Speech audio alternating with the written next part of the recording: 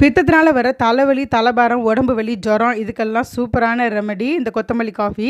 வாங்க இது எப்படி செய்யலான்றத பார்க்கலாம். ஒரு பேனில் ஒரு 50 கிராம் கொத்தமல்லி எடுத்து நல்லா செவக்க வறுத்து எடுத்து வச்சுக்கோங்க. இதுக்கு பாதி அளவு சுக்கு எடுத்துக்கோங்க, 25 கிராம். அதையும் தட்டி நல்லா செவக்க வறுத்து எடுத்து வச்சுக்கோங்க. இதுக்கு இப்போ 2 டீஸ்பூன் மிளகும் ஒரு 10 போல் ஏலக்காவையும் சேர்த்துருக்கிறேன். அதையுமே நல்லா செவக்க வறுத்தெடுத்து அதையும் சேர்த்து ஆற வச்சுடுங்க.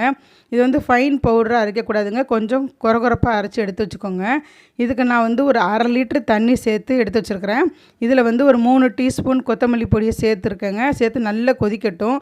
இப்போ கொதித்ததுக்கப்புறமா உங்களுக்கு எவ்வளோ இனிப்புக்கு தேவையோ அவ்வளோ தகுந்த மாதிரி கருப்பட்டியோ வெல்லமோ சேர்த்து நல்லா கொதிக்க விடுங்க. இப்போ வடிகட்டிட்டு இதை வந்து வர காஃபியாகவும் குடிக்கலாம், அப்படி இல்லைன்னா பால் சேர்த்தும் குடிக்கலாம். நீங்கள் பால் சேர்த்து குடிக்கிறப்ப காய்ச்சி ஆற வச்ச பாலாக சேர்த்துக்கோங்க. சூடாக ஊற்றுனீங்கன்னா தெரிஞ்சிடும். ரெசிபி பிடிச்சா நம்முடைய சேனலை சப்ஸ்கிரைப் பண்ணுங்கள். கண்டிப்பாக அந்த ரெசிபியை ட்ரை பண்ணுங்கள்.